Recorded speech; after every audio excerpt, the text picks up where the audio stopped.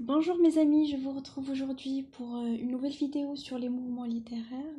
Je vais vous présenter aujourd'hui trois mouvements littéraires, à savoir le classicisme, les Lumières et le romantisme.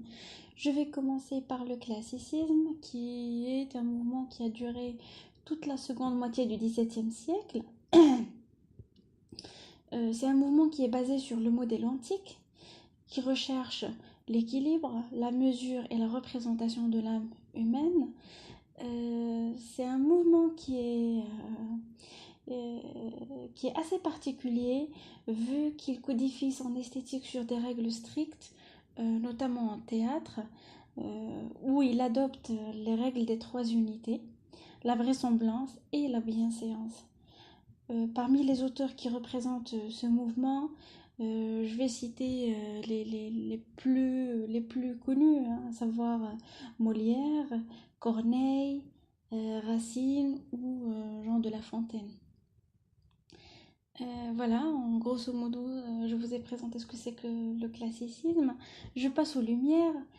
Les Lumières, c'est un mouvement d'intellectuels, d'auteurs, de poètes et de philosophes qui ont fondé ce mouvement-là. Ce sont des personnes engagées pour améliorer la condition humaine, et ce, par le progrès et la raison. Donc, le progrès et la raison sont deux facteurs essentiels qui ont fait la réussite de ce mouvement-là. Ces caractéristiques sont la lutte contre l'obscurantisme et les préjugés.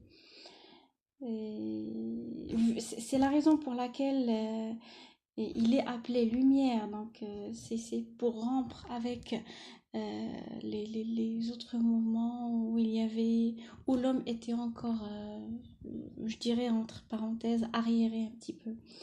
Les auteurs, je citerai le philosophe et l'auteur écrivain Montesquieu et Voltaire. Donc, c'est un philosophe qui est assez connu dans Candide.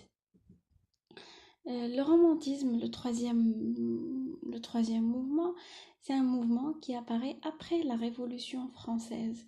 Donc, la Révolution française, c'est une date clé.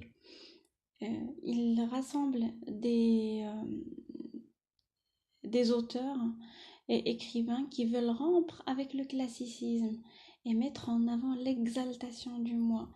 Donc la chose qui représente ce mouvement, c'est l'exaltation du moi, et ce avec quelque chose de très très particulier, c'est l'usage du pronom je.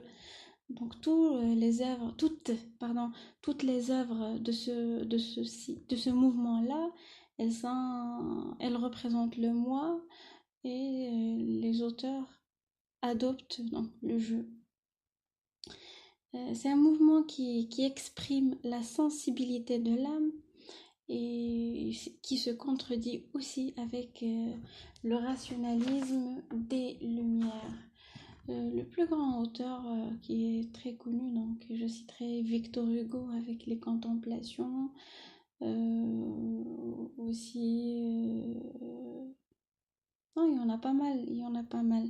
Donc voilà, sur ce, je vous dis à très bientôt et merci.